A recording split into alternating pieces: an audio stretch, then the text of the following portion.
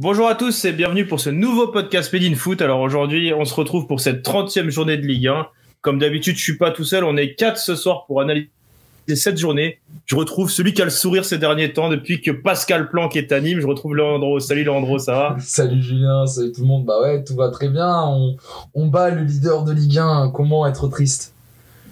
C'est vrai. Et puis en plus une sacrée performance. Encore une fois, j'ai vu sur Twitter un nouveau surnom pour Renaud Ripard, le Dirk Kuyt du Gard. Il peut jouer partout, il marque. C'est vraiment, je sais pas, c'est l'idole des Nîmois quand même. Oui, bah bon, là on sait pas si on pourra mettre les caméras cette fois, mais dans les semaines à venir, vous verrez sûrement quelque chose par ici en rapport avec ce monsieur qui mérite une statue en plein milieu des arènes. C'est bien. Tu me fais une transition parfaite parce qu'il y en a un autre qui mérite une statue en ce moment à Monaco, c'est Aurélien Tchouaméni, et Maxime peut nous en parler, nous en parle chaque semaine et pourra nous en parler cette semaine. Salut Maxime. Salut Julien, oui, Aurélien Tchouaméni, incroyable encore une fois, maître à jouer de l'AS Monaco qui s'est facilement imposé 4-0 face à l'AS Saint-Etienne et qui pourrait bien jouer les troubles faits dans la course au titre, donc ça s'annonce passionnant. Ouais, et puis un nouveau venu chez les U21 hein, quand même, hein, c'est un signe de sa progression cette saison. Ouais, c'est une bonne chose pour lui. Après, il y a Sofiane Diop qui a été un peu oublié à mon goût avec les espoirs, mais on aura peut-être l'occasion d'en reparler plus tard. Et puis enfin, on retrouve, maintenant, ça y est, c'est l'habituel. Hein, il a sa place dans le 5 de départ ou dans le 4 aujourd'hui. C'est Doumam. Salut Doumam. Salut les gars, salut la famille. Ah ben, j'ai passé un bon week-end moi, franchement. Victoire de Montpellier, victoire de Paris, Mbappé qui plante. Là, je te sens, là, je te sens bien là. Ah oui, moi je suis pas dans la sauce. Ah, moi je suis bien. Non, bien. Franchement, ça fait plaisir. Ça fait plaisir. Et puis de se réveiller avec la place de leader, ça faisait longtemps pour le PSG.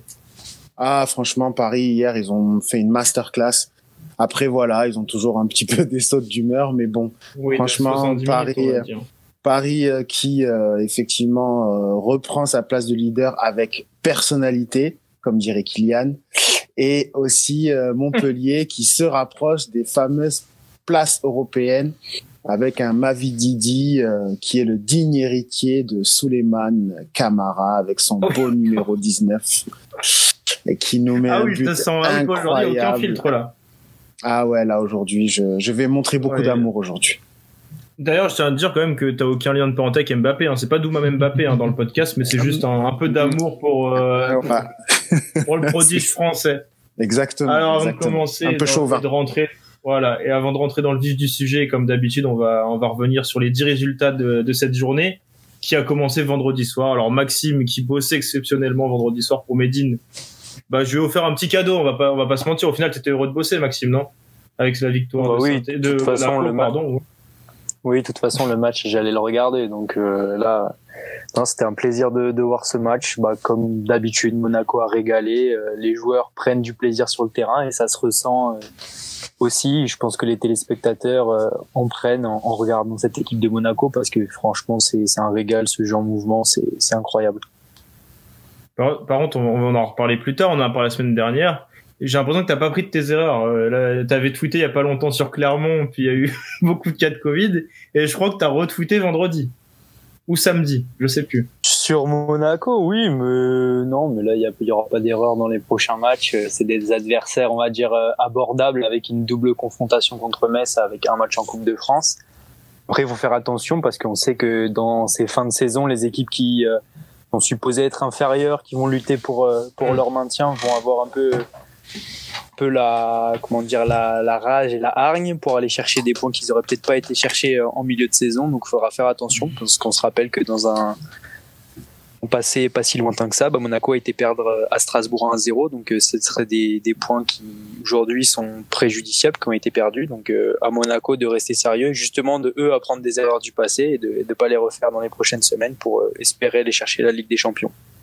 Après, c'est clair qu'en ce moment, quand on voit l'équipe tourner, ça paraît difficile à imaginer une déroute. Et puis là, avec les résultats de ce week-end, on se dit que le podium est loin d'être joué. Hein. Au final, est-ce que Monaco jouerait pas un vilain tour à Lille, Paris peut-être ou Lyon? Ça mérite d'être posé quand même. Ouais, on va voir. C'est vrai que là, ça se resserre et c'est Monaco qui a fait une des très bonnes opérations de cette journée avec le Paris Saint-Germain. Donc vraiment, ça va être 9 finales comme beaucoup l'ont dit. Alors du coup, vendredi soir, t'as pris du plaisir. Samedi, est-ce que t'as pris du plaisir sur ce Metz-Rennes? Moi perso, j'ai pas trouvé ça déplaisant. On a eu des matchs pires que ça le samedi à 13h. Et franchement, oui. C'était un bon match. Rennes a très bien joué.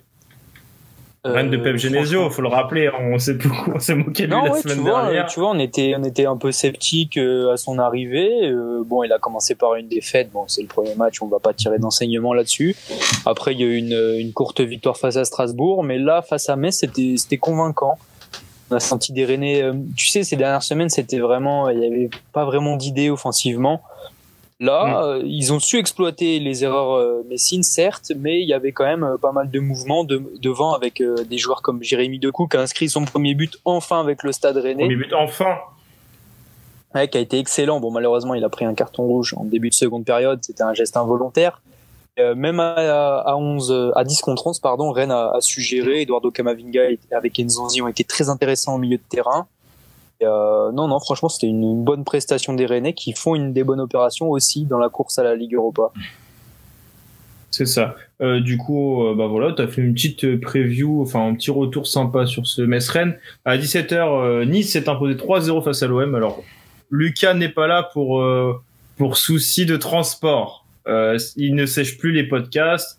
La semaine dernière, il nous a même fait un petit tweet comme quoi il avait peut-être raté pour pas dire du bien de Cuisance. Là, cette fois, il voulait être là, il voulait parler de cette défaite, mais malheureusement pour lui, des soucis de train l'en ont empêché. Mais je crois que Leandro, toi, t'as vu le match, on pourra un peu en parler. Ouais, j'ai pas trop vu de l'OM, mais oui. Ouais, oui. Mais comme souvent, Amine Gouiri a brillé, c'est un petit chouchou du podcast, on va pas se mentir.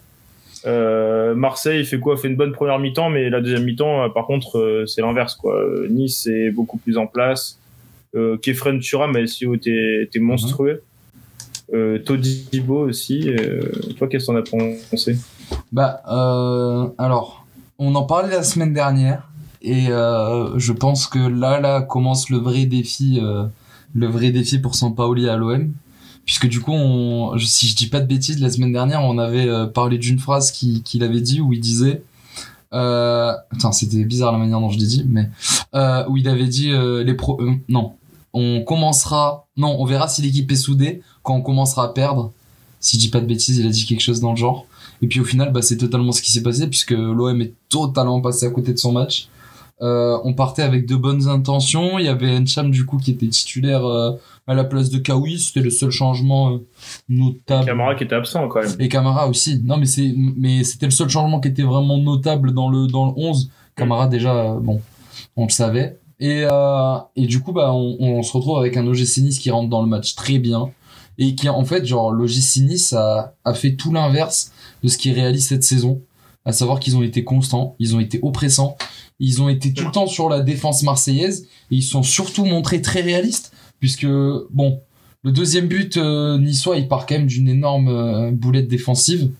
Le premier il est magnifique et le dernier je sais pas si on peut vraiment considérer ça une boulette puisque Mandanda l'arrête, il y a le retour et puis par contre il faut saluer ce qu'il a fait. Non mais c'est un signe que la défense suit pas, tu vois. La défense la défense à Marseille a pas du tout suivi. Le deuxième c'est clairement une offrande, mais le troisième tu vois je pense que Claude Maurice il va vraiment le chercher aussi donc il faut surtout le féliciter. Oui tu vois celui qui a la dalle et tu vois ceux qui ont la dalle et ceux qui perdent déjà 2-0 qui sont un peu blasés qui veulent rentrer au vestiaire quoi.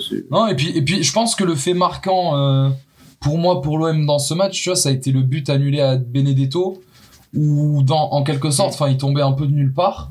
Donc il arrive, si je dis pas de bêtises, à la 84e, 86e minute, et il tombe vraiment de nulle part. Et au final, il est annulé à cause de la VAR. Donc je pense que là, l'OM s'est vraiment pris un coup dans la tête et à ce moment-là, ils se sont dit si même la VAR joue pas forcément en notre faveur, le match est perdu. Et derrière, on le ressent parce que sur le troisième but, c'est vraiment un manque de combativité de la part de la défense de l'OM qui concède du coup ce but où Claude Maurice va vraiment la chercher à la ligne quoi. Donc c'est clair. Mais tu vois là Nice on s'est beaucoup moqué de Nice quand même depuis le lancement de ce podcast. Mine de rien là t'as 3 victoires, 1 nul sur les 4 derniers matchs, t'es 11e de Ligue 1. Franchement on m'aurait dit ça il y a encore il y a encore un mois, personnellement, j'aurais pas cru. Je pense que Maxime rigolait encore au fond de chez lui, en train de se moquer de son rival niçois, des prestations compliquées des Aiglons.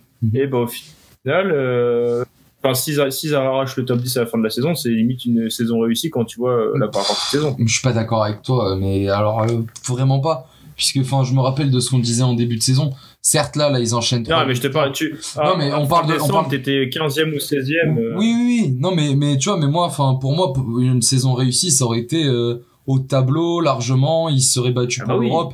Donc là, au final, on peut même pas dire qu'ils réussissent leur saison. Non, mais t'as rattrapé les pots cassés. Ouais, voilà, ils sauvent les meubles, quoi, mais. Les pots cassés, ils sauvent les meubles, mais ils ont cassé tout. Ça aurait pu être un drame, ça aurait pu être un drame financier, un drame sportif monstre, hein, tu vois. Donc, moi, sûr. Tu m'aurais dit, il y a un mois, Nice finit dans le top 10, j'aurais pas cru, quoi. Ouais, mais bon. C'est plus dans ce sens-là. Non, mais je vois ce que tu veux dire. Après, c'est la dynamique. Où tu sauves les meubles, mais vraiment tu casses tout ce que t'as chez toi, quoi. Enfin, t'arrives à garder la base. Non, t'as pas grand chose à garder de cette saison. Non, t'as 3-4 jours à garder cette saison. Il y a Amine Gouiri qui a explosé et tu peux lui dire merci. Tu peux lui dire merci. Tu peux surtout dire merci à Lyon qui te fait une offre. Sur les 39 points de Nice, il est impliqué. Je suis pas sûr qu'il y en ait beaucoup où il est pas sur le terrain. Je sais pas sur combien de buts il est impliqué cette saison. Ce sera un truc à regarder. Mais il doit être impliqué au moins dans la moitié des buts niçois et il est trop fort, quoi. Enfin, il est trop pressant. Alors en Ligue 1, c'est 12 buts 6 passes. Ah, tu vois. Donc malgré tout 18, ils ont combien de buts Nice cette saison? Ils ont marqué 39 buts. 39 buts, il est sur la moitié des buts. Ouais, il est sur la moitié sans compter après les actions qu'il a pu lancer, etc. Ouais, on va dire il doit être à 40 ou 50% des buts de Nice. Pour un joueur de son âge et surtout avec son expérience en Ligue 1, c'est incroyable. Enfin, il réalise des prouesses. Et avec ça, on n'en a pas parlé, mais il y a 4 buts en Europa League. Mais pour une première saison pro, vu qu'il avait pas sa chance à Lyon, c'est simplement monstrueux. Hein. C'est monstrueux, et puis c'est à l'image du joueur. On s'attendait à beaucoup de buts depuis des années. Et je pense que vraiment, s'il y a quelqu'un qui doit s'en mordre les doigts, ça va être Jean-Michel Aulas, de l'avoir laissé filer comme ça. Un mec comme Amine Gouiri dans un match où hier, c'était une gifle où Lyon, on en parlera plus tard, mais c'était une gifle que se prenait Lyon. Bon, après, il commence à remonter en fin de match, mais tu vois, je pense qu'un mec comme Amine Gouiri, ça aurait fait beaucoup de bien. T'as plein de matchs où Lyon en aurait eu besoin. Hein. Ouais, totalement. Ouais. T'as plein de matchs où Lyon en aurait besoin. Je sais pas si Douma ou Maxime veulent en parler, justement, d'Amine et de son accomplissement depuis le début de la saison. Toi, Douma, je sais que tu apprécies quand même le joueur. Ah non, moi je l'aime beaucoup, je suis fan du joueur en fait. Je trouve que franchement, il me fait de plus en plus penser à Benzé à ses débuts et de plus en plus il continue, il progresse. C'est vraiment effectivement je sais pas comment Lyon a fait pour dire à ce joueur de pas le prendre, enfin qu'il soit pas gardé, quoi. Alors que vraiment il pue le football, tout ce qu'il fait c'est intelligent, c'est vraiment la plus-value à Nice. Après, clairement, quand on voit aussi Dolberg, comment Dolberg revient bien aussi, que j'aime beaucoup, ça fait plaisir. Donc Nice, c'est un peu une déception par rapport au budget, par rapport aux ambitions, mais ça reste intéressant pour la fin de saison quand même.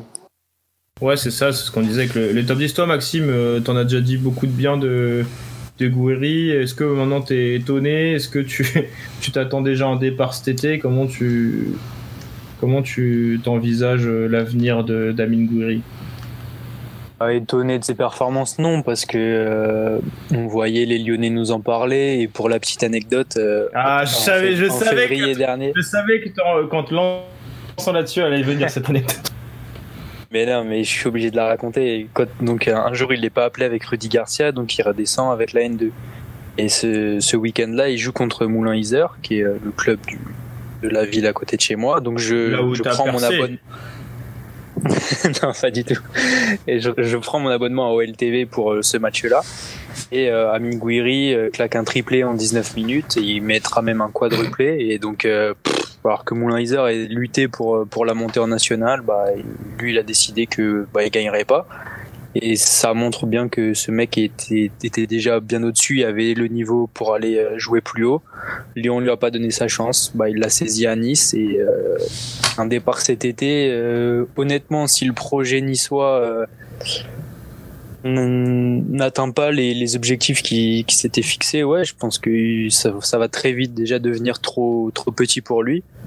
Après, quel club va rafler la mise et va se faire un plaisir de l'accueillir, je sais pas. Ce serait marrant qu'il revienne à Lyon. Mais je suis pas sûr que le board lyonnais puisse accepter cette erreur qu'ils ont faite et maintenant claquer, parce qu'il avait été vendu pour 8 millions. Mais là, à mon avis, avec les prix du marché, tu fais pas partir un Amine Gouiri pour moins de 20-25 millions d'euros. Oui, c'est au moins le double. Au moins le double, ouais, facile. Mais... Et dire quand même que l'année dernière, il était à ça de finir à Nîmes quand même. Là. Ouais. Non, c'est vrai, il était censé venir en prêt en hiver. Au final, ça s'était pas fait, mais c'est un joueur extraordinaire. Et pour rajouter à ce que disait Max, moi je me demande ce qu'un mec comme ça, tu vois, dans un club où il n'y ait pas tous ces soucis, tous les problèmes, où t'es pas un coach comme Vieira pendant 6 mois, où tu vois, genre il y a eu tous ces aléas. Je me demande dans un club bien structuré où ça roule, comment ça pourrait se passer. Je pense il a un avenir doré devant lui, hein, clairement. Parce que ce qu'on n'a pas dit, mais qui était tout bête, c'est que c'est sa première vraie saison en professionnel, quoi. Ouais, c'est un truc de ouf de dire ça. Ouais, il est 12 buts, 6 passes D. Tu vois, c'est un mec qui a un mental aussi, avec qui a eu 2 fois les croisés, je crois, une fois sûr et peut-être 2 fois. Voilà, c'est quelqu'un qui a déjà un mental à toute épreuve et que tu sens qu'il pourrait, j'allais dire que c'est pas l'adversité qui va le déranger. Leandro, je sais que tu rigoles, t'as vu mon chien, je crois, se gratter, je sais que c'est pour ça que j'ai avec ton chien et je suis mort là. Non mais moi, après, tu vois, c'est vrai que quand on voit le Kefren Turam aussi, oui, je trouve est assez impressionnant depuis quelques semaines, je dirais pas mois, mais c'est Arsène Wenger qui en parlait, qui disait attention Kefren Turam, voilà, faut jeter un œil. Et là, c'est vrai que franchement, il commence à avoir un abattage, une vision du jeu aussi. C'est lui qui met le premier but sur le centre de Gouiri, donc ça veut dire qu'offensivement aussi, il peut apporter. Donc, il est en train de prendre du volume, de se mettre un peu au niveau. Après, voilà, le plus dur, on le sait dans le football, c'est la régularité. Donc, à voir. Claude Maurice, une belle surprise. Et moi, je continue sur mon grand Danois, mon Haaland du pauvre, qui est Kasper Dolberg, que j'aime beaucoup, qui est embêté par les blessures. Mais moi, je suis persuadé que ça peut être un top attaquant, et il l'a montré contre Marseille. Il a mis Tchaleta et Alvaro dans la poche, quoi. Mais tu sais que là, t'as fait une transition parfaite, parce que je voulais dire, moi, je vois vraiment la saison d'Amine Gouiri comme la saison de Haaland à Dortmund. Bon, pas à la même échelle, certes, mais c'est un mec qui porte totalement le club, et à son jeune âge, c'est vraiment louable. Et puis, vraiment, ça fait plaisir à voir. Ça fait plaisir après tout le trash talk qu'il y avait eu à cause de Lyon, tout ça. Ouais, c'est clair. Non, je pense qu'on a fait le tour de ce Nice-Marseille, de cette vue globale même. Dimanche, on reprend quand même, on revient à nos moutons. Dimanche à 13h, le RC Lens s'est imposé, oui, face à Strasbourg, 2-1. Ouais, sacré match, hein, sacré performance de Jean-Louis Leca, de Yannick Cahuzac aussi, des anciens qu'on n'imaginait peut-être pas à ce niveau en Ligue 1, après avec un passage en Ligue 2. Puis au final, Lens continue son petit bout de chemin. Jonathan Klaus est comme souvent ces dernières semaines, inarrêtable dans son couloir droit. Vas-y. Mais il faut surtout aussi parler de la performance de, comment il s'appelle, de Fofana, qui sort un match incroyable et qui, en plus, en début de saison, tout le monde se disait, 10 ou 12 millions, je crois qu'il avait coûté. Et on disait, c'est énorme. Gros transfert du club, hein. Ouais, mais au final, il a pas du tout de pression, il joue à 200% et ça fait vraiment plaisir à voir. Et j'aime beaucoup le RC Lens, ça fait plaisir qu'ils arrivent à garder cette 5e place pour l'instant. Ce serait beau, une place, un retour en Europe au bout d'une saison. J'ai parlé avec Jonathan il y a pas longtemps, Grady, et il m'a dit c'est pas l'objectif. Certes, on y pense, mais on se fixe pas d'objectif là-dessus, donc je peux comprendre. S'ils jouent la tête levée et qu'ils essayent à chaque match de prendre un maximum de plaisir. Ceux qui ont la pression en ce moment en haut du classement. Ouais, ça se passe mal, ouais. Regarde Lille, par exemple, ça gêne, hein. Bon, après, ils ont joué contre le Colosse aussi. On va en parler justement bientôt. Du coup, à 15h, alors, match nul 0-0 entre Brest et Angers. Brest est dans le dur en ce moment. Nos chouchous sont en difficulté, il faut quand même le dire. Hier, c'est l'Arsenal le meilleur brestois, ça veut dire beaucoup, je pense, sur les difficultés du moment, et même Olivier Dalloglio n'hésite pas à taper sur ses joueurs en conférence de presse. Dijon, de son côté, a enchaîné une 9e, 10e défaite, je crois, d'affilée. Enfin, en tout cas, sans victoire, c'est la fin. Hein. Je pense faut clairement le dire que Dijon est le premier club relégué, qui est le premier club à être relégué, qui va sûrement finir dernier. Hein.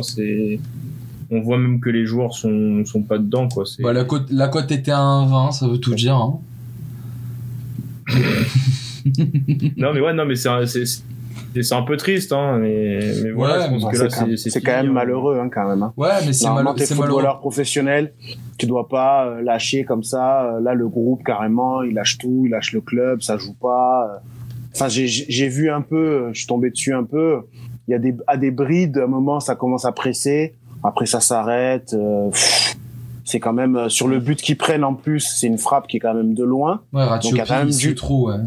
Non, mais il y a quand même du temps avant que le gardien repousse. Il est tout seul. Mais il est tout seul, quoi. C'est pas normal. Ça, c'est les règles au début.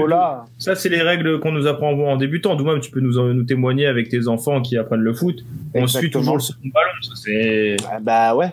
Mais je veux dire, ça c'est la base, quoi. Mais tu vois, Douma, moi impressionnant. Moi, tu vois, ce qui me fait de la peine, c'est surtout pour le club de Dijon. Je fais un salut à Badoul. Des très bonnes personnes, ils sont tous gentils. Hein. Je fais un salut à Badoul de Twitter, qui, voilà, un très bon coach aussi sur FM, bref. Mais du coup, non, moi, ce qui me fait de la peine, c'est surtout pour le club, parce que les joueurs en soi, des mecs comme Chouillard, ils finiront par trouver une porte de sortie. Ratiopi, à la fin de la saison, il retournera à Lyon. Donc le problème, c'est qu'aujourd'hui, les mecs, ils sont plus forcément impliqués. Des mecs comme Mama Baldé, je prie pour qu'il vienne à Nîmes.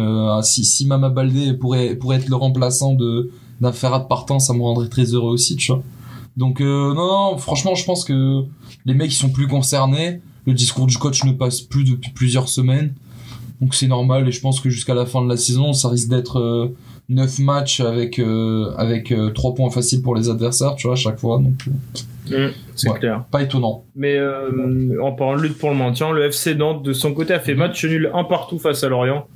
Grâce à un giga Lorienté que Lorient est. Juninho Lorienté, on a déjà dit du bien la semaine dernière et depuis quelques semaines de toute façon dans le podcast où Maxime m'engueulait souvent de pas le mettre dans les équipes types. N'est-ce pas, Maxime? Je vois que tu démutes ton micro, je te laisse dire tout bien. Je démute pour dire du bien, mais pour... Ah oui, j'ai vu ton tweet. J'imagine que c'est ça, non? J'imagine que c'est ton tweet. Oui, c'est ça. Tu me sais, tu m'as compris. Non, mais bon, Lorienté, il met un coup franc incroyable, 40 mètres. On le voit prendre sa course d'élan. On se dit, mais il va pas tirer de là, quand même, ce grand fou. Et là, un tomahawk dans la lucarne de Lafont qui se mange le poteau en plongeant. Je sais pas si vous avez vu la stat, mais la balle est partie à plus de 5 mètres du sol. C'est incroyable, oui, elle monte super haut et elle redescend, mais vraiment frappée comme Ronaldo. Plus de 100 mètres de haut. Et c'était incroyable. Donc, il valide encore ses bonnes performances de ces dernières semaines parce que le week-end dernier, sur l'égalisation de Wissa face à Nice, c'est lui qui fait un déboulé de 50 mètres. Et il y a quelques semaines, il avait déjà mis un coup franc direct contre Saint-Etienne, exactement. Bon, il est très même en sortie de banc, on l'avait pas mis en équipe type. On avait dû exactement, parce qu'il avait joué que 45 minutes. Demi-heure. Mais là n'est pas le problème. Bref, il est très bon depuis quelques semaines, ça je suis d'accord, il n'y a pas de souci. C'est très bien pour le FC Lorient, c'est très bien pour lui qu'il soit appelé en équipe de France Espoir. Mais oui, mais il est bon que depuis début 2021, quoi. Est-ce que ça justifie d'être appelé en équipe de France Espoir? Je suis pas sûr, sachant que à côté, t'as quand même des joueurs donc en Ligue 2. Il est en Ligue 2, c'est Amin Adli, il est en Ligue 2, on dit qu'il est en Ligue 2, ça l'élimine, d'accord, mais en Ligue 1, t'as des mecs comme Sofiane Diop. Tu sais qu'il peut jouer milieu gauche. Tu le sais. Après là, tu viens le remplacer. Alors attention, Sofiane Diop, petite news, peut-être que effectivement ça serait peut-être un signe envoyé vers la sélection sénégalaise. On parle de ça. Comme quoi... non, c'est toi qui parles de ça, non? Non, on parle... Non, sérieux. Au Sénégal, ça commence à dire, pourquoi il a pas été pris, parce que peut-être que... Enfin, c'est des rumeurs, hein. Ouais, mais là, la question se pose même pas, parce qu'il a même pas été appelé, et je trouve que c'est limite un manque de respect, parce que là, il marche sur l'eau avec Monaco, et on lui fait même pas signe. Et même Là, on a appris que Aouar n'allait pas pouvoir honorer sa sélection. Et t'as un mec donc dans le même club qui est Maxence Cacré, qui a fait toutes ses classes en équipe de France en jeune, qui est excellent. Et on lui préfère un Claude Maurice qui a quand même, ok, il fait pas une mauvaise saison avec Nice, c'est pareil. Mais est-ce que ça mérite une équipe de France, une sélection en équipe de France espoir? Il faut vraiment qu'on fasse le podcast sur et le point commun sur Sylvain Ripoll. Non, mais le point commun entre Lorienté et Claude Maurice, c'est que ils ont marqué ce week-end. Le dénominateur commun, c'est Lorient. Les mecs ont été formés à Lorient. Sylvain Ripoll a été coach adjoint et coach principal de Lorient pendant de nombreuses années. Je sais pas s'il y a un lien vraiment ou si c'est une coïncidence pure. Mais pour moi, ces deux joueurs, non, c'est pas une coïncidence. Aussi bon soit-il, sûr qu'il y a un lien, c'est obligé. Aussi bon soit-il, ne méritaient pas leur sélection, quoi. Après, peut-être qu'ils vont me donner tort et qu'ils vont être incroyables avec l'équipe de France Espoir. Et je serai le premier avis. Mais c'est des sélections qui, à mon goût, sont précipitées. Après Max, en plus, pour te rassurer, faut que tu te dises en tant que supporter de Monaco que Sofiane va pouvoir se reposer pendant 10 jours et que pour être lutte pour le podium, c'est bien. Tu vois, faut voir le bon côté des choses aussi. Oui, il faut positiver en voyant comme ça, mais je pense que il aurait quand même mérité sa sélection en équipe de France. Après Lorienté, il a quand même été pris en remplaçant de Moussa Djabi. Bon, il n'était pas forcément attendu au début, mais ce que tu dis là sur Lorient, c'est vrai que c'est un truc à noter. Et puis, faudrait voir un peu les choix qui sont passés sur les derniers rassemblements des espoirs, tu vois, pour voir s'il y a des liens, parce que j'avoue que c'est un peu étrange quand même. Ouais, c'est un oubli qui fait tâche. Après, bon, si Max, tu veux faire un podcast sur Sylvain Ripoll et est-ce que c'est un bon choix pour les espoirs, tu me le dis, on en fera un. Non, merci. Mais ouais, voilà, je pense que après, bon, malgré ça, Maxime, tu seras devant ta télé jeudi pour le match des espoirs, j'espère quand même. Oui, et très bonne chose en plus, c'est que ces matchs des espoirs, ils sont diffusés en clair, donc c'est sur France Télévisions. Donc avoir du football en clair aujourd'hui en 2021, c'est une chose rare. Et pour l'éducation au football de nos petits frères, nos petits cousins, etc., c'est une bonne chose. Je pense quand même qu'il faut absolument qu'on fasse ce podcast sur l'équipe de France, les gars. Franchement, même qui repart à l'attaque. Non, mais c'est surtout que là, c'est tellement passionnant que avec aussi l'équipe de France A, il y a polémique. Les espoirs, il y a polémique. Mais on est quand même content pour le petit Wai. L'équipe de France A, bon. Fallait que je la place. Obligé. Voilà, c'est ça. Là, oui, avec les U18 de l'équipe de France, c'est cool. Merci Doumam. S'il y a d'autres questions, Doumam est aussi l'agent d'Eli Wahi, en plus d'être le frère d'Mbappé. Voilà, c'est tout. S'il faut contacter quelqu'un, faut contacter Doumam. Le cousin de Bouiri aussi.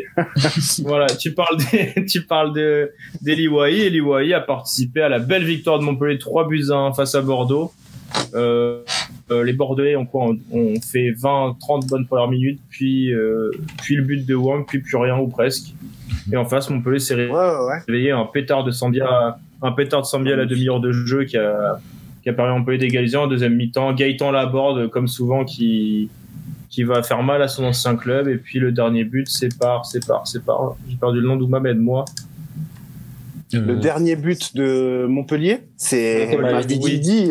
Mavididi, ah oui, exactement. Oui. Non, mais en plus, c'est vrai. Comment tu peux oublier un but comme ça? Et sacré but, c'est vrai, sacré but de Stéphie Mavididi quand même, hein, où il dribble un peu 3-4 personnes avant de faire un beau plat du pied. Il arrive, il provoque en fait. Ouais, franchement, ça fait plaisir. Moi, j'ai eu très peur à la mi-temps, là. Je me suis dit, ça y est, c'est reparti, quoi. On est reparti encore dans le 1 partout, le match qui va être un peu, tu vas pas le perdre, tu vas pas le gagner, mais tu vas pas forcément le perdre. J'avais un peu peur, mais voilà, c'était le match qu'il fallait pas louper. Les 3 points les plus importants, peut-être un des plus importants de la saison. J'ai peur quand même qu'on finisse le 6e, tu sais, un peu d'un don de la farce, là. Bah, tu es en Moldavie, t'étais content, tu m'as dit, il y a 3-4 semaines que tu voulais aller en Moldavie, en République tchèque. Non, bah, si t'es 6e, t'as rien du tout, tu vois rien, c'est ça le truc. Si, t'as la future, la conférence Cup, la conférence League. Même si t'es 6e? Ouais, même si t'es 6e, ouais. Ah, donc ça te va ou pas, la Moldavie? Là, tu vois, là, tu commences à regagner, t'as plus, t'as eu l'endroit, son discours change, ouais. Je préfère être 5e, c'est voilà. pour mais ouais. L'emblème. Non, mais en plus, je pense que. Non, moi, je pense que vraiment. Il y a un mois, c'est pas ça. C'est pas être méchant, hein, mais je pense que pour Montpellier, de commencer par cette fameuse C3, après les années où, tu vois, il y a pas du tout eu d'Europe, etc. Et puis, bon, votre parcours en Europe, c'est pas non plus le plus réputé. Non, mais c'est pas méchant. Mais bon, je suis pas méchant. Bon, on y est en Europe. Non, mais oui, mais je suis pas méchant. C'est bien après. Mais je dis pas ça méchamment. Je dis ça que vraiment, genre, Montpellier aurait sa carte à jouer en C3. Selon moi, tu vois, ça serait plus intéressant d'aller en C3 et d'aller loin. Enfin, C3, j'appelle ça C3, mais je sais oui, pas. Oui, parce qu'à C3, normalement, c'est l'Europa League. Ouais, mais oui, en conférence. Voilà, en conférence League. Et plutôt que d'aller en Ligue Europa, tu vois, et se faire péter les genoux en groupe ou quoi. Autant y aller et aller loin non, et puis il y aura pas que la Moldavie, on est quand même méchant, il y aura plein d'équipes. Non, t'as l'Islande, la Roumanie, ça peut être, en tout cas, si les sacrés déplacements, ça fera des beaux road trips. Ça fera des beaux déplacements, on ira quand même. Non, mais c'est bien, j'espère qu'en tout cas ils vont continuer comme ça. Beaucoup d'intensité au milieu de terrain dès la reprise. J'ai bien aimé encore ce magnifique duo. C'est Sambia en plus encore, donc déjà le pétard il est magnifique. Ah, il est énorme. Hein. On a vu en fait que avant, donc c'est Mollet qui veut tirer le coup franc. Après Savanier qui lui dit Savanier qui lui dit c'est pas toi qui tires, c'est Junior qui doit tirer, ça vient du banc, me parle pas, ça vient du banc. Mais dérange cette image quand même, je trouve. Mais elle est bien, non, mais ça prouve que voilà. Et Sambia, lui, qui se pose pas de questions, qui met un pétard et après tu vois Mollet qui vient lui sauter dessus. C'est ça le foot, quoi. C'est marrant, en fait. C'est plein de petites choses comme ça. Qui montrent que... tu vois, tout ça, ça me dérange quand même. Bon, après, c'est des choses qui arrivent, hein. Tu vois. Je crois qu'entre Mollet et Savanier, c'est pas non plus la meilleure ambiance, j'ai l'impression. Ouais, mais tu vois, Doumam, t'as ça qui passe hier. Aujourd'hui, t'as des décladances au foot qui tombent où il dit qu'en gros, Mollet a des envies d'ailleurs et qu'il aimerait bien découvrir autre chose. Je trouve que ça traduit un mal-être et en gros qu'il se sent pas sa place à Montpellier. Donc c'est un peu gênant, tu vois, quand t'es dans une bonne série comme ça, que ça fait 8 matchs que tu perds pas, que tu veux jouer à l'Europe, tu vois. Alors, je trouve que le timing n'est pas très bon, tu vois. Alors moi j'ai mon avis, on a tous un avis sur Florent Mollet. C'est quand même un joueur qui a du Paul Scholes dans le sang. Le problème, c'est que c'est quand il a dans le physique, dans le physique. Non, je l'ai vu faire. On l'a vu faire des matchs. Leandro, t'en souviendras, le 3-0 à la Mosson. Mollet, ce jour-là, il était juste incroyable. Quand il y avait encore du public, c'est une grosse ambiance. C'est un joueur excellent. Quand il a envie, déjà, quand il a envie. Je pense que quand il est moins bien, forcément, il va peut-être trouver plus d'excuses qu'autre chose. Enfin voilà, quoi. C'est un joueur qui est difficile à cerner, qui est inconstant aussi. Donc voilà. Donc peut-être que effectivement, il supporte mal certaines critiques et après, peut-être que voilà. Il se dit pas forcément impliqué dans. Après, il y a des déclarations quand même qui dit que voilà, qu'il est bien en groupe, etc. Après, s'il a des envies d'ailleurs, Moshen Gladbach, 20-25 millions d'euros, vas-y, je t'amène. Ah oui, toi t'es ambitieux. Donc, toi t'es. Ouais, je pense que c'est un joueur qui peut en Bundesliga, tu vois, ce genre de joueurs qui peuvent être intéressants là-bas. Après. Oui, mais partir pour avoir 25 millions, je pense qu'il risque de partir. On a parlé que c'était le prix d'Amine Gouiri.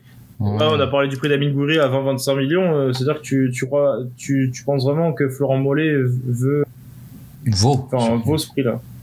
Wow. En exagérant peut-être. Ah ouais, en exagérant, ouais. En le vendant super bien. Ou un club de première ligue, tu vois, genre un espèce de... un espèce de Sanson B, quoi. Voilà. Sunderland, c'est plus en première ligue, d'où moi aussi à Raquel et Stéphie. Non, tu m'as compris. Mais oui, en tout cas, bon, pour en venir au match, oui, non, mais moi j'ai bien aimé surtout cette avant-dernière passe aussi de Sambia, parce que quand même Sambia, ça a été quand même un peu l'homme du match. Cette avant-dernière passe de Sambia, cette remise de la tête de Andy pour la board et on entend dans la vidéo Andy, donc c'est ça qui est génial, quoi. Et cette connexion qu'ils peuvent avoir tous les deux et la reprise avec de la réussite. Et après, voilà, Stéphie Mavididi qui fait la différence. Là, c'est bien, on retrouve une équipe de Montpellier compacte depuis quelques matchs, qui perd pas, qui est compact, qui a retrouvé des vertus défensives. Il y a plus d'impact, je trouve, au milieu de terrain. Après, Bordeaux n'a pas proposé grand-chose. Quand on voit bien qu'il y a un Bordeaux avec Hatem Ben Arfa et sans Hatem Ben Arfa, quoi. Clairement, ce joueur-là, il manque trop à Bordeaux. J'aime bien Wang. Il aurait pu avoir une deuxième occasion pour marquer un doublé et ça a été chaud aussi pour nous. Donc c'est bien. Après encore un peu de fébrilité derrière. On n'a pas parlé, mais sur le but de Bordeaux, Congré se chie totalement. Ouais, effectivement. Non, mais il y a toujours. Arrête. Justement, j'allais t'en parler. Tu vois, on parle encore de cette fébrilité un peu défensive au niveau de. Étonnant. De Montpellier. Pourtant, depuis de Montpellier. Plusieurs mois, Omlin fait ses matchs. Pourtant. Omlin fait ses matchs. Trop rassurant et depuis. Depuis quoi 2-3 mois il fait ses matchs en plus, c'est ça le pire. Oui, Omlin c'est très fort. Ristich aussi, j'aime beaucoup Ristich qui revient bien aussi ces derniers temps techniquement, toujours dans ses sorties de balles, c'est propre. Donc vraiment voilà, ça fait plaisir. Savanier je pense peut faire encore plus, mais c'est bien déjà ce qu'il fait et puis voilà, non, il y a une équipe avec et sans Andy Delors, il y a une équipe avec et sans Hatem Ben Arfa aussi du côté de Bordeaux. Je sais pas trop ce qu'ils vont finir, comment ils vont finir. C'est que Andy était pas forcément ouf sur le terrain. Quand Montpellier allait pas bien, c'était vraiment lui qui dictait un peu le résultat de Montpellier. Puis là, au final, il fait sa remise à tête sur la borne, mais c'était pas le mec qui était le plus en vue. Et au final, Montpellier a créé du jeu quand même. Enfin, il y a plus cette Delors dépendance, je trouve. En tout cas sur ce match-là, parce que tu me diras la semaine dernière à Nîmes, il y avait une Delors dépendance, quoi. Mais c'est agréable de voir Montpellier. Ouais.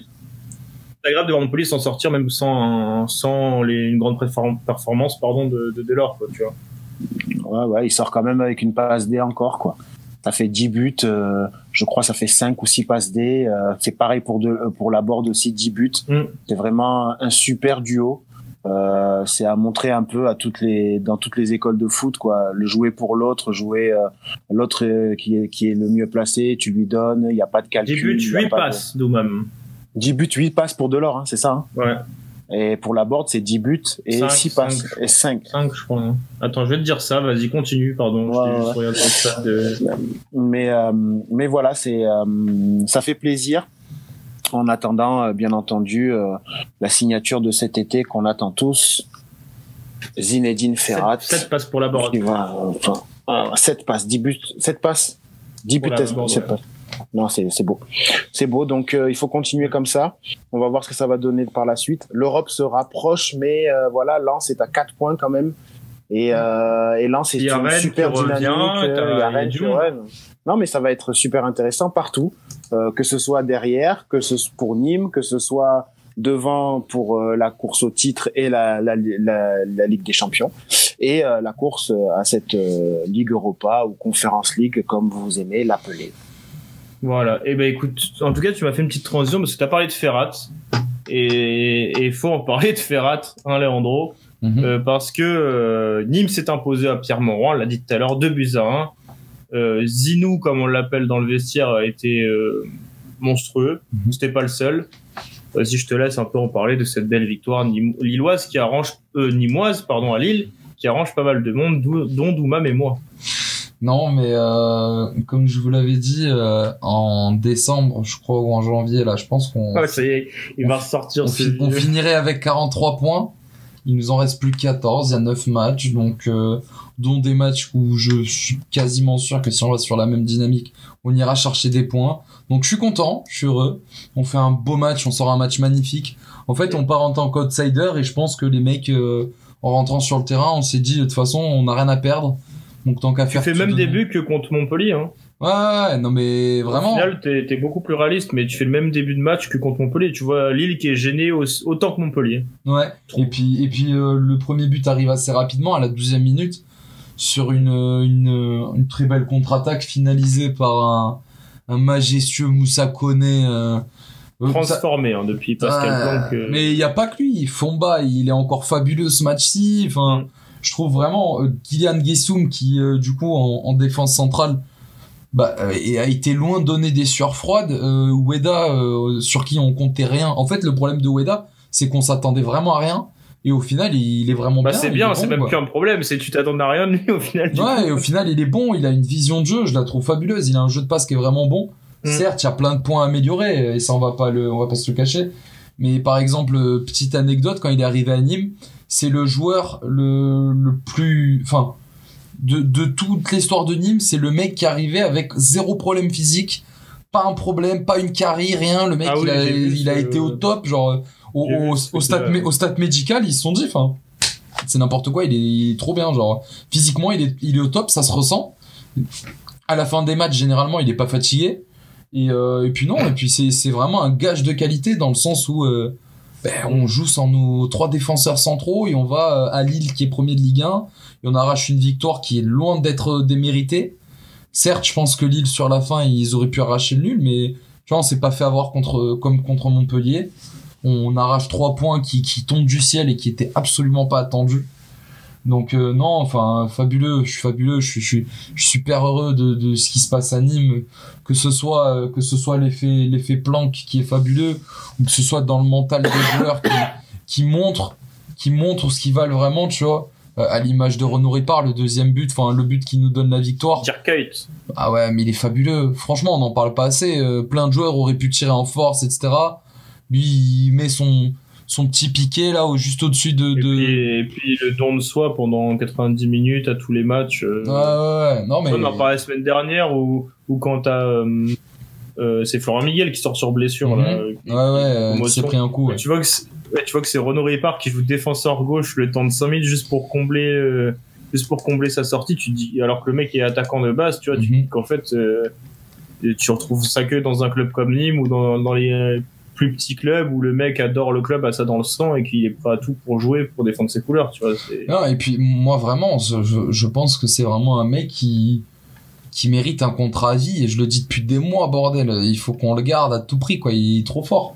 Et vraiment, il fait trop plaisir. Il inspire il respire Nîmes, il vit Nîmes, il donne tout pour Nîmes. Donc à un moment donné, tu vois, pour moi, il est à son meilleur poste là quand on le met quand même sur les devants, etc. Je le préfère d'un point de vue offensif, on va dire, plutôt que quand il dépanne en défense. Mais c'est incroyable, trop fort. Et franchement, le match, il n'y a pas de gâchis, il n'y a pas de réel moment où enfin, après, moi, le truc, c'est que je suis pas objectif, mais il n'y a pas un moment où je sens que Lille prend vraiment le dessus et où je me dis, putain, on va se faire avoir et tout. Non, je pense qu'on a bien contrôlé le match, on a bien suggéré les moments où il fallait être réactif et aller de l'avant. Et puis bon, Ferrat, j'en ai pas parlé, mais pareil, fabuleux une fois de plus. Hein. En fait, ce qui Mailing. Oui, mais Mailing, ça, moi je l'ai déjà dit. Moi, c'est lui qui me. Mais enfin, tu vois, pour parler de Mailing, on peut parler d'Eliasson qui me sort un match où je le trouve fabuleux. Il fait des récupérations de balles, il court de partout. Une passe du genou, du protège tibia. Là, et il est toujours, mais tu vois, de tous les moyens, Et en fait, moi, ce qui m'emmerde aujourd'hui, clairement, et je dis les mots, c'est de me dire que pendant 6 mois, je sais que tu vas en venir. Pendant 6 mois, on a été pris en otage, tu vois. On en avait déjà parlé de toute façon tous les deux, c'est qu'il y avait un potentiel à dire. Ouais, au final, pendant 6 mois, tu t'en as pas profité. Et donc, du coup, avec Pascal Blanc, tu vois bien que son prédécesseur trouvait aucune solution. Enfin, quand tu vois l'équipe, mais même on a toujours parlé, même quand Nîmes était au plus bas, on disait qu'on comprenait pas ce qui tournait pas bon. Quand tu voyais le potentiel d'un mec comme Eliasson qui nous avait montré, je me rappelle contre Marseille, je crois que c'était un de ses premiers matchs où il m'avait surpris. Mellings au premier match, il claque un doublé, je crois. Ouais, contre Brest. Ouais. Donc, enfin voilà, il y a peut-être pas doublé, je crois qu'il marque et il fait une passe. Je suis plus sûr, mais bref, peut-être. Sur super match. Sur 2 buts. Au final, ta seule fausse note du mercato, c'est Karim Eribi. Mais bon, ça, il y a même pas joué. Mais c'est qu'au final, Arpinon qui se plaignait un peu de son groupe. Mais il avait un groupe exceptionnel et tout le monde le savait depuis le début. Quand on s'en rend compte qu'au bout de 8 matchs, Pascal Planck, il a pris 14 points et qu'en 22 matchs, Jérôme Arpinon, on avait pris que 15 avec le même effectif. Et on parle de Arpinon qui fait un début éclair ou avec une super victoire contre Brest. Donc tu vois, il part dans un bon mood. Planck, quand il arrive, on est au fond du trou, on se fait soulever par tout le monde. Enfin, dès le premier match là contre Monaco, moi dès le premier match, j'ai su qu'il y avait un truc. Certes, on perd 4-2 si je dis pas de bêtises. Max, tu pourras me contredire. 4-2 hein. 4-3, il y a le coup 4-3, il y a le coup franc d'Eliasson à la fin, ouais. Mais tu vois 4-3, et où en plus on perd 2-0 au bout de 14 minutes ou 12 minutes là, et les mecs ils donnent tellement d'envie. Enfin, je savais dès ce match-là, ou même si on perd et si je laisse une cheville, je savais que c'était le bon retour. Mais déjà, tu sais, même ce qui me choque, c'est que même Nîmes est beaucoup moins dans les cartons rouges, dans les choses comme ça depuis l'arrivée de Planck. Bah, ça se joue propre. Ouais. Sans que le discours c'est plus aller à la bagarre, on va jouer au ballon, on essaie de se calmer. Enfin, rien que ça change tout, tu vois. Genre contre Montpellier, on en parlait tous les deux en avant. Quand j'étais au stade à côté de toi, on se disait putain, est-ce qu'il va y avoir un traitement de faveur particulier sur Savanier, trucs comme ça. Au final, non. C'était bien. Au final, chacun a joué. Non, mais au final, le traitement particulier, c'était un marquage à la culotte, à l'ancienne, et tu le laisses pas respirer. Mais tu vois, avant, je me rappelle, à chaque gros match de Nîmes, t'avais un carton rouge minimum, quoi. Non, et puis même là. C'était ça aussi. Et même encore au début de saison, c'était ça qui handicapait pas mal l'équipe aussi, hein. On va pas se mentir. Non, mais comme je t'ai dit, enfin, moi, de toute façon, là, attends, je vais quand même aller vérifier pour être sûr de pas dire de conneries. Mais on joue le match sans Briançon. Sans Martinez. Bon, on n'a pas Briançon, on a Martinez qui est blessé. Bon, ça, on va pas trop le compter. Mais bref, on a 6 gros blessés, tu vois, dont 2 qui normalement auraient leur place de titulaire et les yeux fermés, tu vois. Bon, même si hier j'aurais quand même peut-être préféré Landre sur le papier à Guessoum, mais au final Guessoum, enfin, sera un match incroyable. Ouais, attention là, parce que Ueda, Guessoum. Non, mais c'est ce que je dis. Tu vois, genre sur le papier, moi je t'aurais dit ouais, Loïc Landre et tout. Et au final, non, les deux, ils ont fait un vrai match. Et limite, ça, je me demande, enfin, comment on va faire avec autant de défenseurs. Je sais que Landre, la prolongation de contrat, elle est active. Enfin, ça va s'activer si on reste en Ligue 1. Et tu vois, Ueda, le cercle Bruges, ils vont pas le garder. Donc il y a entre les quatre défenseurs sans Troukta, donc Briançon qui est blessé. T'as donc Guessoum, Ueda et Landre. De ce qu'on voit dernièrement, le moins bon, c'est peut-être Landre. Ouais. Et puis même, enfin, tout en oubliant Pablo Martinez qui est aussi au club, tu vois, et qui 5e défenseur. Donc au final, cette saison, on pensait avoir beaucoup de problèmes en défense centrale. Et au final, Ueda, enfin, on a 80 ou 90% de chances de le récupérer, tu vois. Franchement, ce serait débile. Quand Melling est pas là, que t'as peut-être un problème côté latéral gauche, je trouve. Et puis même à la couche, enfin, qui est bon, mais bon, même si il compte pas rester. Mais même lui, tu vois, il enchaîne les matchs, il est plus enfin, il est en bonne forme physique. Il sait qu'il a intérêt, parce que sinon il restera pas en Ligue 1 de toute façon, hein, donc il a intérêt de faire des bons matchs. Oui, non, mais donc du coup c'est bien, c'est positif pour Nîmes quand même tout ça. Ouais, mais c'est positif. Et puis l'effet Pascal Planck, en fait, tu vois, ce qui fait plaisir, et je vais juste revenir sur ce que tu disais tout à l'heure. On n'est plus là à se dire le Nîmes Olympique c'est des guerriers, des battants. Non, le Nîmes Olympique c'est du beau jeu, c'est des passes, c'est des mecs qui se donnent chacun. Je sens la plénitude là dans tes paroles. Non, mais je suis content, franchement, je suis heureux. Franchement, ça fait plaisir. Mais c'est pas fini quand même, c'est pas fini. Non, mais grave, ils sont 18e. Faut quand même le dire, ils sont 18e de Ligue 1. Non, on est 18e, mais avec le même nombre de points que Lorient. La dynamique est bien. Il y a quand même des matchs qui arrivent. Mais ils sont pas compliqués. Franchement, Doumam, quand tu compares nos calendriers au calendrier de Nantes, Lorient, Dijon, je les compte plus. Nantes, Lorient ou Saint-Etienne, franchement, on a le calendrier le moins difficile, entre parenthèses. Donc, tu vois, je pense que dans cette dynamique-là, vraiment, et même si il y a on l'a vu, même si des fois on va trébucher, on va réussir à se relever. Donc, franchement, moi, Lorient tombe encore contre Marseille et Lyon, notamment. Oui, et nous, on a joué tout le monde, et en plus, on a fait des bons résultats contre les gros, tu vois. Nous, notre problème, c'est les nuls. Par contre, ce que je remarque que j'aime bien, moi, en ce moment à Nîmes, c'est vrai que ce que vous disiez tout à l'heure, c'est que maintenant, ça rejoue au foot, en fait. Ouais. Comme ces équipes, un peu comme Lorient, comme Lens, voilà, c'est des équipes comme Brest, même si en ce moment c'est plus compliqué. C'est des équipes qui ont pas beaucoup de budget. Enfin, faut vraiment les remettre en valeur, ces équipes-là. Pas beaucoup de budget. Et ça joue au ballon, quoi. Et en fait, c'est ça qu'il faut mettre en valeur, en fait. Et Arpinon, effectivement, c'était pas du tout le même discours, on va dire. Même si tactiquement, je pense pas que c'est... Moi, je l'avais vu à Téléfoot parler tactique et c'était pas dégueulasse ce qu'il disait. Mais je pense qu'au niveau du message... J'ai raté cette intervention, moi, parce que j'ai jamais vu parler tactique. Dans la mentalité... Non, ouais, je l'ai vu, c'était pas mal. Et par contre, oui, effectivement, au niveau... parce que c'est assez incroyable. Moi, j'ai pas reconnu Nîmes quand on a joué contre eux au retour qu'à l'aller. Vraiment, au retour, j'étais vraiment surpris par la qualité du jeu, quoi. Donc, et c'est comme ça qu'en fait que la Ligue 1 aura une bonne presse, et en plus de ça, que on s'en sort par le jeu, en fait. Et là, depuis que Nîmes rejoue au foot, parce qu'ils ont quand même des joueurs de ballon, Ferrat, Melling, Alacouche, c'est des joueurs qui jouent quand même bien au ballon. Ripard aussi, parce que le piqué, tu en as parlé tout à l'heure, le piqué, faut le mettre. Ah ouais, il faut le mettre. Effectivement, il y a je sais pas combien de personnes qui l'auraient pas mis. Donc ça veut dire qu'il garde quand même encore cette touche technique qui doit, je pense, répéter à l'entraînement par des jeux. Voilà, c'est ça en fait. C'est tout. C'est la preuve que avec le même effectif, on a quand même deux équipes qui jouent totalement différemment, alors que c'est la même équipe. C'est ça qui est incroyable. En fait, Doumam, je vais revenir sur un point avant d'oublier. Tu parlais budget. Il faut savoir que Pascal Planck, il gagne 7 000 € par mois, les gars. Coach de Ligue 1 à 7 000 balles par mois. Là, c'est presque ton salaire ici. Ouais, quelque chose près, ouais. Mais non, mais tu vois, c'est énorme. Enfin, de se dire que le mec il gagne que 7 000 balles par mois. Mais tu vois, moi je suis pas sûr qu'un mec comme Pascal Planck aurait eu peut-être autant de réussite dans d'autres clubs. Un peu à l'instar de peut-être Carpinon autre part, ça aurait pu marcher. Mais le truc c'est que nous à Nîmes, on a besoin de gars qui fassent confiance, des formateurs, des mecs qui enseignent, des mecs qui te font des bons entraînements. C'est là où on apprend à Nîmes. C'est pas en étant à l'armée. Et le problème, c'est que on est passé d'un Bernard Blacard qui était formateur, qui buvait des coups avec les joueurs, qui machin, tu vois, qui allait vers les joueurs. C'est important, ça. Non, mais tu rigoles, mais c'est trop important au club. Au club, c'est trop important que les mecs ils se retrouvent, ils puissent faire un barbecue ensemble, ils puissent discuter ensemble.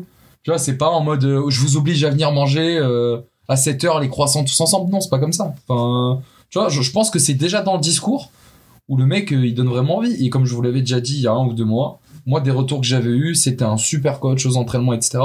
Et on le ressent que les mecs ils ont repris leur technique, ils savent vous faire des passes. Moi vraiment le gars qui me frappe le plus c'est Fomba, les gars. Fomba, ça faisait 1 an et demi qu'il était horrible. Et je pense que lui-même il reconnaît qu'il était pas bon. Et aujourd'hui, encore hier, il y a eu 2 ou 3 situations où il était avec 3 et 4 mecs sur lui, aucune pression, il arrivait à faire la passe juste sans regarder. Enfin, magnifique. Ce qui est impressionnant avec ce joueur, vraiment Fomba, c'est qu'il casse les lignes. Il casse des milieux de terrain, quoi. Que ce soit balle au pied ou que ce soit aussi avec la passe et avec en termes de récupération, le volume qu'il a, c'est assez impressionnant. Ouais, écoute, les 4 millions, je pense qu'ils sont au final bien réinvestis, parce que même si on descend, je pense que c'est l'un des mecs qui aura vraiment un bon marché et on pourra revaloriser les 4 millions peut-être en 8 ou en 9, tu vois. Mais si tu te sauves, par contre, là ils sont rentabilisés direct. Et il y a possibilité que tu te sauves. Non, mais moi j'y crois. Franchement, je vous l'avais dit, 15e place, les gars. Moi, ma mentalité elle a pas changé. Je pense qu'on arrivera. Je pense qu'on a fait le tour de ce Lille-Nîmes, où c'est plus attardé sur la prestation de Nîmes que Lille.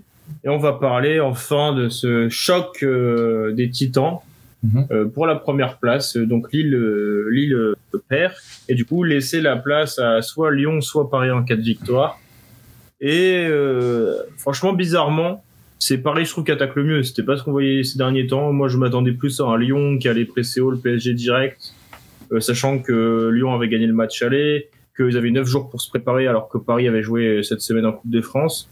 Et au final, pas du tout, en fait. Au final, Lyon est un match complètement raté. La lecture du match est foirée par Rudy Garcia et ses hommes. Et Paris, à l'inverse, c'est tout le contraire, quoi. Au final, t'as un pressing haut, on en parlait avec Maxime, justement, qui faisait le match avec moi. En direct, on s'est dit, en fait, Paris va être sérieux sur ce match-là et va pas le laisser passer. Maxime, je pense que tu peux un peu plus pousser la réflexion, mais c'était ça qu'on s'était dit, quoi, tous les deux. Moi, ce que je t'ai dit, c'est que j'ai vu une mentalité chez les Parisiens. C'était la même que celle lors du match aller du 8e de finale contre le FC Barcelone. Et tu m'as dit pareil en prenant l'exemple d'un repli défensif où tout le monde était concerné. Ouais, il y a un contre là où ils sont à 11, ils reviennent vite. Ça, c'est quelque chose qu'on voit pas toujours au Paris Saint-Germain, et quand on voit ça, bizarrement, le PSG surclasse ses adversaires. Bizarre. bizarre, comme dirait Thierry Henry. Ouais. Non, mais outre ça, Paris a vraiment été très bon et dès la 5e minute de jeu, Mbappé, on a très vite vu qu'il avait les jambes, il a déposé tout le monde, centre pour Moïskine. Marcelo aussi, on a vu qu'il avait les jambes. Les jambes lourdes, lui. Mais mais Moïskine, c'est pareil, c'est un mec qui, en termes de mentalité, il est incroyable, il fait tout le temps les efforts. Pour un mec le premier but le premier but sur son côté droit, c'est lui qui percute et qui centre fort. Après, le ballon est dégagé par Marcelo et revient dans les pieds de Verratti, puis dans les pieds d'Mbappé qui conclut. Mais non, c'était vraiment un match très sérieux et même en fait dès le retour des vestiaires, tu vois, il menait 2-0. Moi, j'ai eu peur du contre-coup Monaco. Je sais pas si tu te rappelles. Oui, tu t'en rappelles forcément. Exactement. Mais du Monaco PSG à Louis II, je me suis dit ouais, faut pas qu'il déconne au retour des vestiaires. Et puis là. Et justement, là, ils ont su mettre le 3-0 et même après en contre-attaque le 4e. Après, donc à 4-0 au bout d'une heure de jeu, on a senti forcément du relâchement. Et c'est vrai que donc Lyon réduit la marque par Slimani et ensuite par Cornet.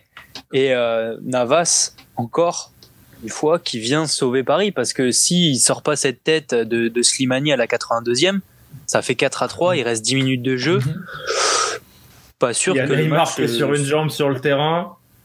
Pas sûr que le match se termine par une victoire parisienne, mais encore une fois, le PSG peut se reposer sur un Keylor Navas qui a également à 3-0 été décisif en repoussant une frappe en pivot de Toko Ekambi, et sur l'action qui suit, ça fait 4-0.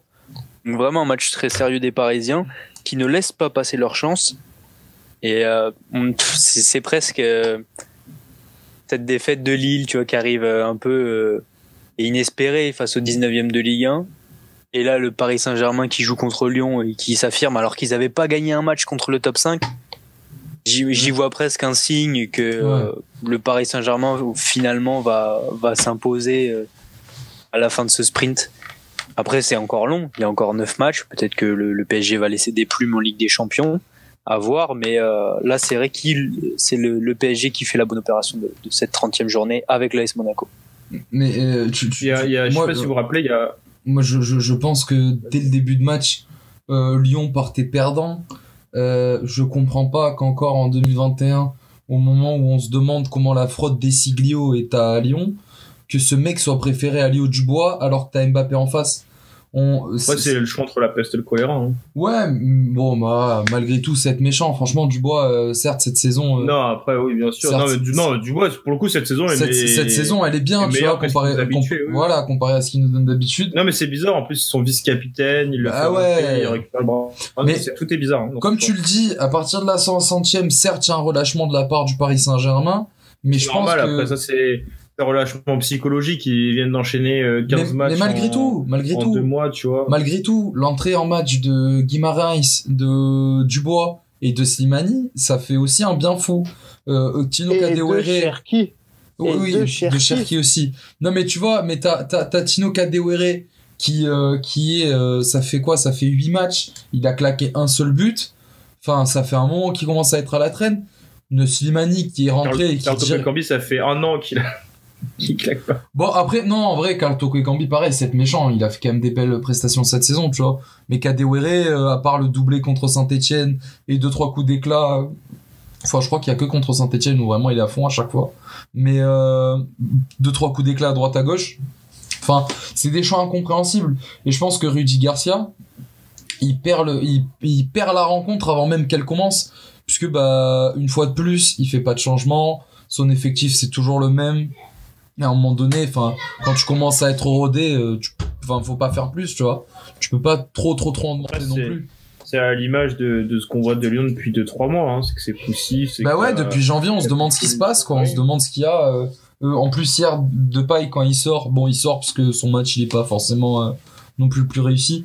Mais on voit, il sort avec il sort avec la haine, frère, faut juste comprendre, si t'es nul à un moment donné, faut te faire sortir aussi, tu vois. Il y a pas de traitement de faveur, mais je pense que le problème, c'est que justement, il y a trop de traitement de faveur à Lyon, et derrière, ça paye pas. Qu'on vienne m'expliquer comment par A plus B, des Siglio est titulaire à Lyon.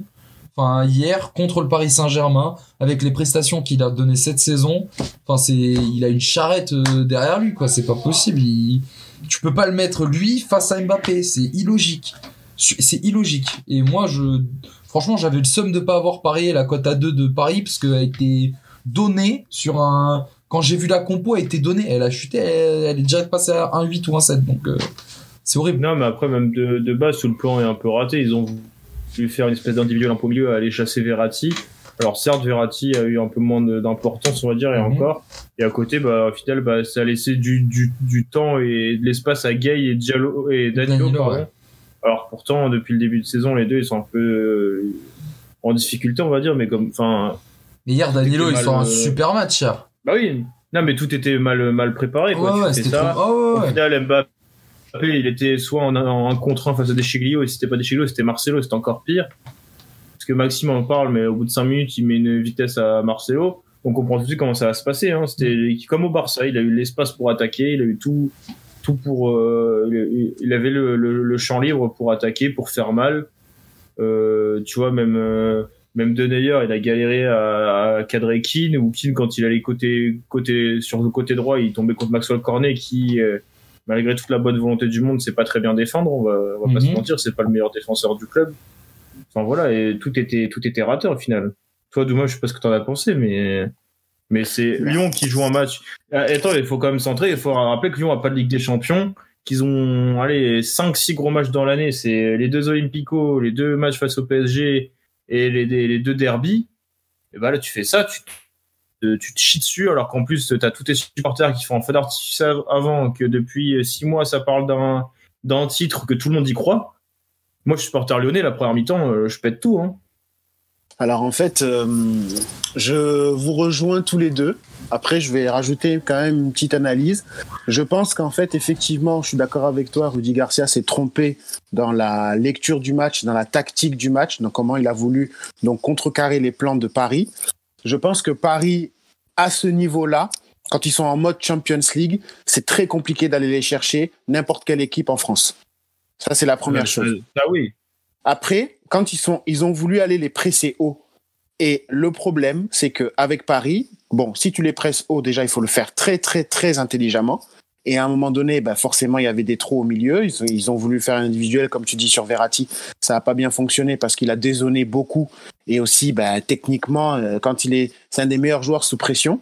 Et quand ils sont à ce niveau-là, c'est très compliqué d'aller les chercher. Et effectivement, quand tu vas les presser haut, ça te laisse de l'espace derrière. Et Keane, Mbappé et Di Maria aussi, qui dézonnait beaucoup, qui était très rarement sur son côté là-bas, qui venait à chaque fois aussi un peu dans le centre pour justement semer le trouble un peu dans la défense parisienne. En fait, c'est ça. Et effectivement, quand ils sont en mode Champions League et qu'en plus de ça, tu veux aller les presser haut et que tu le fais mal, forcément derrière c'est sanction, quoi. Et après, oui, voilà, moi je comprends quelle était la bonne solution. On voyait que Cacré, par exemple, a été embêté, alors que c'est un joueur qui, lui, techniquement est au-dessus et arrive toujours à savoir avant de recevoir. Sauf que là, autour de lui, ça bougeait pas forcément. Donc lui aussi, il a été embêté. Il a perdu des ballons qu'il perdait pas d'habitude. Donc je pense qu'en fait, effectivement, c'est le moins pire, hein.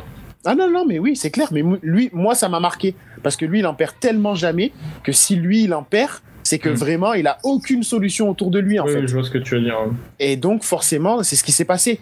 Et ils ont bien pressé, ils ont bien fermé les espaces aussi, Paris. Paris, quand ils sont en mode Champions, c'est compliqué. Et je pense que le tirage au sort contre le Bayern les a quelque part un peu boostés mentalement en se disant, faut qu'on se prépare bien. Faut qu'on se mette en mode Champions dès maintenant, tous les matchs, jusqu'au match, pour que justement on puisse maintenir le niveau. Et oui, vous avez parlé tout à l'heure de repli défensif. À un moment donné aussi, Mbappé, il est venu, il a refait un repli. Même moi, j'étais choqué, quoi. Il a perdu un ballon, il revient récupérer le ballon derrière en sprintant. C'était comme ça, c'est l'état d'esprit qu'il faut. Après, effectivement, on voit que les rentrées quand même de Slimani, Guimarães et Cherki ont fait la différence. Donc c'est vrai que là, c'est compliqué de dire que Rudy Garcia s'est pas trompé, en fait. C'est vrai que c'est compliqué de le dire. Après, on va voir ce que ça va donner. Plus tard, comment ils vont gérer la fin de saison. Mais Memphis qui sort, qui fait la gueule, Slimani qui rentre, qui marque. Donc lui il se dit quoi? Ben voilà, je suis rentré, lui il était pas bon, ça fait quelques matchs. Moi je rentre, je marque, tu me fais pas jouer. Enfin, ça peut aller très vite dans un sens comme dans un autre. On va voir après le calendrier, on va voir ce que ça donne à la fin de saison. Mais Paris marque le coup. Et Lille aussi, ça faisait aussi quelques matchs que ils étaient un peu en dilettante aussi. Donc voilà, on a un sprint qui est relancé parce qu'on a quand même le même nombre de points au début. Mais Paris là, c'est bien. Je les sens bien lancés physiquement aussi sur la fin de saison. Pas de blessés hier, c'est plutôt cool. Donc on va voir ce que ça va donner. Mais positif. Et c'était un super match.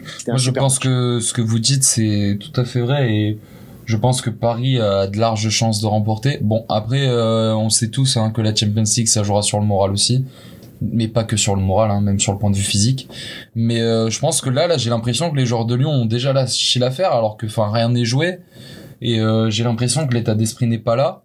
Certes, le prochain match en Ligue 1, c'est Paris-Lille, si je dis pas de bêtises. Pour Paris, donc c'est un match où Lyon normalement est censé être gagnant, mais il joue quand même à l'extérieur à Lens, donc ça va pas non plus être facile. Et derrière il reste encore recevoir Lille à la maison dans la saison, aller à Monaco, ça s'annonce compliqué pour Lyon. Et puis il y en a un qui se frotte les mains là. Il y en a un qui se frotte les mains. Il y en a un qui se frotte les mains. Je pense que Max c'est pas mal. Rouge et blanc là. Ouais, je pense que Max il est heureux et il y a peut-être pas Sako qui lui permet de nous répondre vu qu'il est au fin fond de Clermont. Si, je suis là. Non, il est branché sans micro. Il fallait se remettre de ses émotions. Là, il est en train de se dire merde, podium après avoir joué la 17e place l'année dernière. Non, pas du tout. Mais c'est vrai que quand on regarde le calendrier, Lyon, ils ont 2 confrontations directes du coup. Tandis que Monaco, comme je l'ai dit tout à l'heure, va jouer Metz. Je crois qu'il y a Angers. Il y a plusieurs équipes qui sur le. Oui, des clubs déjà maintenus et qui n'ont plus rien à jouer. Ouais, voilà, c'est plus ça qu'il faut regarder en fait sur le calendrier en fin de saison. Ça joue Metz, Dijon, Bordeaux, Angers. Il y a que Lyon. Ouais, tu vois. Et Bordeaux, Rennes où vous les recevez à la maison, mais bon, le reste. Mais c'est surtout plus que le calendrier, c'est une question de dynamique, tu vois. Comme vous l'avez dit, Lyon, ça s'effrite un peu ces dernières semaines. Lille, c'est moins clinquant. Monaco a cette tout le monde flippe de l'équipe. Quand tu vois que Lille est premier et va jouer les 0-0 à Monaco, ça va tout tenir.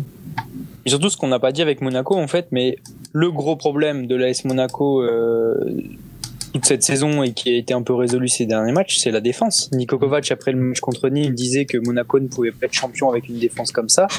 Et depuis, enchaînement de clean sheet contre le PSG, et là contre Saint-Etienne avec un 4-0, mais c'est un 4-0 avec la manière, tu vois.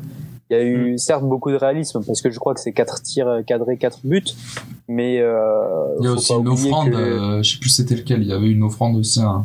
C'est le 3e, la passe de Neyou interceptée. Bon, So n'attaque pas son ballon, mais tu vois, il y a même en début de match, en fait, dès le début, Jovetic qui fracasse la barre, qui après sur penalty touche le poteau, et même des événements qui pourraient te laisser penser que ça va être compliqué, pas du tout. Jovetic parvient à ouvrir le score, et même, tu vois, je te dis Jovetic, ça paraît naturel, mais Jovetic était titulaire à la place de Ben Yedder, on n'a pas senti la différence. Jovetic, quel joueur, il est revenu au niveau de ces dernières années. Il est épargné par les blessures, mais ce joueur, du football plein les pieds. Il a été excellent. Puis c'est vrai que l'AS Monaco, porté par sa jeunesse, et c'est vrai que il y a un peu cette insouciance aussi. Alors est-ce que ça va faire défaut dans le sprint final où il y a quand même des mecs qui vont un peu manquer d'expérience? Je sais pas. Après, Kevin Volland l'a dit. Après, t'es quand même encadré, hein. Tu vois, j'imagine que les jeunes, tu parles de Chouameni, Diop, Badi Achille, mais au final, tu vois, un mec comme Mediener, même Volland, qui ont de l'expérience internationale. Volland a déjà joué avec l'Allemagne, Maripane avec le Chili, il connaît aussi. Enfin, tu vois, t'as quand même pas mal de monde qui devrait encadrer les petits jeunes, quoi. Non, c'est Jovetic, Jovetic, a joué avec City, Séville et tout. Non, ouais, il y a matière. Après, à voir comment ça va être géré, mais clairement, l'AS Monaco, même si c'est l'équipe qui part avec le plus de retard d'un point de vue comptable, peut tout à fait espérer décrocher la Ligue des Champions dans un premier temps. Après le titre, ça c'est quand même une autre paire de manches, mais la Ligue des Champions c'est un objectif qui il y a quelques semaines paraissait peut-être inatteignable, mais qui au final est bien plus que réaliste. Au final, ce qui est choquant, c'est qu'on se dit, pour finir sur le PSG, c'est qu'ils sont premiers avec 7 défaites. Et ça, c'est quand même ouf. Tu vois, au final, il y a peu de matchs nuls pour le PSG, mais c'est 7 défaites. Enfin, ouais, il y a 20 victoires et 3 nuls. Et après, il y a que Monaco qui a autant de défaites. Ouais, ce qui prouve que le Paris Saint-Germain, c'est un peu tout ou rien cette saison. Ouais, c'est ça, ouais. Donc voilà, je pense qu'on a fait le tour de Lyon PSG, à part si quelqu'un veut dire un petit mot sur Neymar. Peut-être Doumam, tiens, est-ce que tu veux parler de Neymar? Alors, en 20 minutes, on n'a pas vu grand-chose. On va pas se mentir, sauf que, contrairement aux dernières fois où il était blessé, il est revenu assez fit, quand même. Ça faut le dire, c'est qu'il est revenu maigre. Il s'est même rasé, ça nous rappelait le Neymar des 20 ans du Barça, mais à part ça, pas grand-chose à dire sur son retour, Doumam. Non, rien du tout à dire, hein. Écoute, pour l'instant, je pense que c'est un joueur, comme on le sait, qui aime beaucoup provoquer, qui a besoin de rythme, énormément de rythme pour que justement être performant le plus possible. Donc forcément là pour l'instant c'est pas encore ça. On va voir ce que ça va donner dans les prochains matchs. Il a besoin de revenir, d'enchaîner les matchs. Pour l'instant, il va pas pouvoir les enchaîner. Donc pour le Bayern, je pense que ça risque d'être un peu juste vu l'intensité que va mettre le Bayern, mais peut-être pour le match retour, faudra voir en fait sa capacité à travailler lui-même tout seul. On sait que c'est ça le plus compliqué chez lui. Comment il va faire pour justement rattraper ce retard athlétique dont il a besoin pour pouvoir être à 100% mais le côté rassurant, c'est de le voir fit, tu vois. D'habitude, on l'a jamais vu comme ça, de revenir de blessure, être aussi maigre, tu vois. D'habitude, je me rappelle, tu vois, Dortmund l'année dernière, quand il revient de blessure, beaucoup le comparent à Ragnar, tu vois, mais c'était, il a fait des efforts. On sait qu'il a fait des efforts, qu'il a pris quelqu'un pour justement en plus, pour pouvoir l'aider justement à pouvoir être le plus rapidement possible fit. Après voilà, il dribble beaucoup, c'est beaucoup de petits appuis, c'est énormément de courses à haute intensité. Donc il va falloir qu'il soit au top. En plus clairement Neymar, on a besoin de Neymar au top si on veut passer contre le Bayern, quoi. Sinon ça va être hyper compliqué. Donc c'est clair qu'on a besoin des 4 meilleurs. T'as pas besoin d'un Kurzawa au top aussi? Kurzawa au top offensivement, oui. Défensivement, je sais pas. Non, de toute façon, ce sera Diallo. Hein. Maintenant, on n'en a pas parlé de ça, mais Diallo a gagné sa place. Diallo est quand même très très bon à gauche. Hein. Franchement, en plus, nouvel international sénégalais. Pour la saison, il a gagné sa place. Nouvel international sénégalais. Et c'est bien. Mais après, mais oui, on va voir. Mais c'est vrai que Neymar, c'est bien, c'est rassurant de le voir. Moi, j'ai l'impression qu'Mbappé, il a fait semblant, tu sais, de dire je suis blessé pour qu'il puisse rentrer. J'espère que c'est ça. Ça voudra dire que le groupe vit super bien. Maintenant, après, on va voir. Hein, mais ouais, Neymar, c'est bien. Faut pas s'attendre non plus à ce qu'il dribble tout le monde du jour au lendemain. On va être encore un petit peu patient. Mais tout ça est de bon augure, bien entendu, pour la grande soirée Ligue des Champions qui nous attend. Parce qu'on attend que ça, forcément, dans quelques semaines. Exact. Bon, écoutez, on a fait le tour de cette 30e journée de Ligue 1. Leandro, je sais pas si tu t'es spoilé l'équipe type. Non, je me la suis pas du tout spoilé. Est-ce que t'as regardé? Non, j'ai pas. J'ai RT liké. Ouais, mais non, je parle sérieux. J'ai fait exprès. J'ai attendu. J'aime bien avoir la découverte. Sache qu'il est à 3 Nîmois. La vie est belle, hein. Je sais même pas si c'est déjà arrivé cette saison. Je crois que non, c'est jamais arrivé, c'est sûr. Je crois que le masque qu'on avait fait, c'était 2. Voilà. Écoute. Bon, dans les cages, c'est Keylor Navas, on en a parlé tout à l'heure, il fait des arrêts décisifs dans les moments importants du PSG. Pendant 60 minutes, il n'a rien eu à faire, mais au final, comme tout le temps cette saison, il est présent. À droite, Junior Sambia. Il y a eu un petit débat avec Maxime. Alors, moi, je voulais à tout prix le caser. On a réussi à... on a sacrifié qui, Maxime, déjà Danilo. On a sacrifié Danilo, d'ailleurs, pour mettre Junior Sambia. Encore heureux. Trop fort, Sambia. Il mérite. C'est bien, ça fait plaisir. Hein. Franchement, Tu sais, j'ai repensé qu'il y a encore cet été, Montpellier voulait le vendre à Mallorca ou je sais pas où. Mais non, mais le pire, c'est que après le Covid, voilà quoi. Il savait même pas s'il allait pouvoir rejouer au foot. Oui, non, mais et encore cet été, tu voulais le vendre pour une bouchée de pain. ou l'été d'avant encore, ils voulaient le vendre pour 3 fois rien. Au final, là, cette année, c'est devenu le remplaçant parfait de Mukiele, hein, on va pas se mentir, c'est celui qui apporte le plus. C'est clair. Trop fort. Donc voilà. Et là, du coup, Leandro, on arrive au premier Nîmois de l'équipe type, en défense centrale. Le petit bijou du centre de formation, voilà, c'est ça. Et à côté de lui, on trouve Jean-Claire Todibo, qui a sorti un grand match face à l'OM. Petite défense sympathique, hein, jeune mais ambitieuse, comme diraient certains rappeurs. Déjà, ça te plaît ce premier choix, Nîmois? Ah ouais, ça fait plaisir. Je sens que tu vas m'en annoncer un autre aussi, là. Ouais, c'est ça. Bah, après, à gauche, il y a un autre Nîmois. Bon, c'est Melling. Toujours. Et pas trop de... Voilà, limite, à chaque fois qu'il joue, il est presque dans l'équipe type. Ouais, mais il est trop fort. Franchement, il est trop fort, lui. Franchement, ça me ferait vraiment chier qu'on descende, parce qu'il y a vraiment des gars, et comme Koubas, qui sort aussi un match incroyable hier. Enfin, il y a vraiment du potentiel, et ça me saoulerait qu'on les brade en fin de saison, tu vois, parce que c'est vraiment des joueurs sur lesquels je pense qu'on pourra s'appuyer financièrement lors des ventes pour se maintenir en Ligue 1 encore pas mal d'années. Après, je vais laisser la parole à Maxime pour annoncer maintenant, ça y est, il a sa place chaque semaine. Je le bouge même plus quand je fais le graphique, Maxime.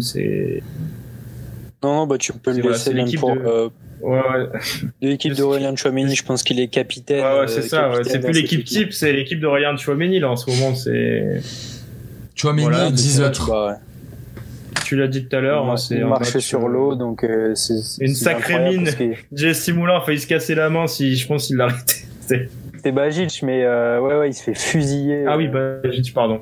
Il se fait fusiller, non, mais il était incroyable dans la récupération, il est tout le temps bien placé. Il fait la paire avec Fofana, c'est vraiment incroyable. Il est monstrueux. Petite pensée pour Nando Chachalana et le FC Girondin de Bordeaux. Ça c'est vrai, ça je vais tweeter d'ailleurs, c'est un ami de Leandro, je vais tweeter vendredi soir où je pensais que Bordeaux a eu dans ses rangs de Tchouaméni, Youssouf et Jules Koundé, et j'imagine tous les fans bordelais qui voient tant de difficultés cette saison et voient ces trois pépites briller, et Ben Raoult qu'on parle pas, mais Ben Raoult aussi passé par Bordeaux. Du coup après on tombe en tant qu'ailier droit, on a un peu triché, on a mis Jonathan Clauss ailier droit, il joue piston à Lens, on s'est dit que ça allait.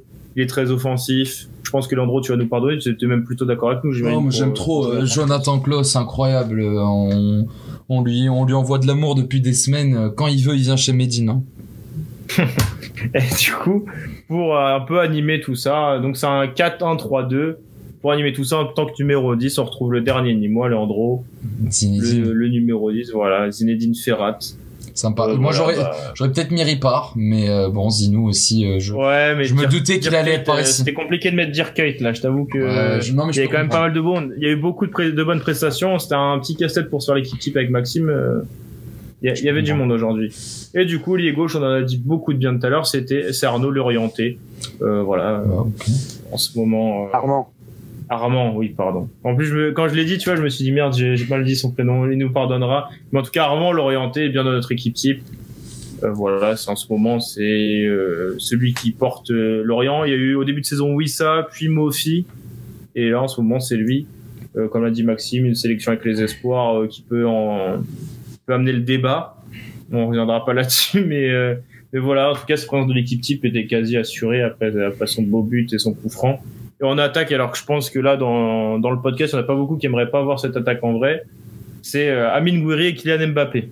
Bon, alors là, il y a Doumam qui est le cousin des deux qui va reprendre la parole pour dire... Oh là là, la folie, t'imagines? Oh là là, magnifique. C'est magnifique, ah ouais. T'inquiète, en équipe de France dans 2 ans, je pense. Ah, le rêve. Franchement, le rêve. Non, et voilà, c'est ce 4-1-3-2. Toi, Leandro, t'es content? Il manque entraîneur de la semaine, Monsieur Pascal, mais bon, on fera. On fait pas les coachs, on n'a pas les coachs encore, je t'avoue que. T'inquiète, on va le créer pour Pascal, c'est pas un problème. Le planque de la semaine, du coup, c'est comme ça qu'il va falloir Mais tu sais que ça va se taper entre Pascal Planck et Niko Kovac ces derniers temps, parce que si on met Pascal Planck, je pense que Maxime serait pas très content. Non, moi je pense que c'est Kovac qui le mérite. Enfin, si cette semaine, par exemple, 4-0, c'était encore incroyable. 2-1 à Lille, mais t'es fou. Mais le coach de la saison, tu vois. Ah oui, non, mais oui. C'est Niko Kovac. Après, en plus, il a depuis le début, donc bon. Il a de la chance que Pascal Franck par contre, il a de la chance il a de la chance que Pascal il était perdu à Niort en août et qu'il avait pas de GPS sous la main parce que. Mais par contre, il fait du super boulot chez vous et enfin tant mieux pour vous. Après, comme a dit Douma tout à l'heure, faut tempérer et c'est encore jusqu'à la fin de la saison, donc on sait pas ce que ça donnera après. Mais même si c'est Ligue 2 ou Ligue 1, moi franchement je l'aurais gardé. Surtout, il nous coûte pas grand chose pour l'instant. Surtout à 7 000 € par mois. Bah ouais, mec, franchement, 7 000 balles par mois, vous en rendez compte? Et nous, on était là, on comptait les sous pour virer Arpinon, alors qu'au final, bref, on le paye peut-être moins cher que les stadiers et les mecs comme ça, donc bon. Oh, j'abuse. Ouais, quand même pas, pour avoir fait le tour des stades des Costières, je peux te dire que c'est pas le stade où je pense qu'il y a le luxe respire pas le stade, tu vois, genre, parle bien, la prochaine fois, on te met un fumigène dessus, toi aussi, hein. Ok. Non, bah, écoutez, les gars, merci d'être m'avoir accompagné. Alors là, c'est trêve internationale. On a une semaine de repos de podcast, mais on reviendra encore plus fort pour cette fin de saison, la Ligue des Champions, etc. Merci à toi, Leandro, comme d'habitude. Les gens te retrouvent sur Twitter, Instagram, Facebook. Enfin voilà, partout. Dès qu'il y a une question, tu leur réponds ou du moins t'essayes. Si c'est des filles, mon Snapchat. Je rigole.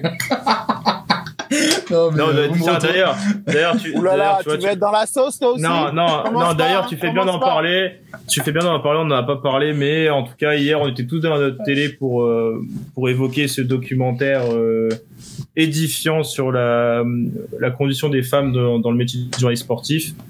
Voilà, on a décidé de pas trop traiter tout ce qui se passait autour aujourd'hui parce que ça dépasse un peu le cadre du foot, etc. Mais en tout cas, on était tous devant.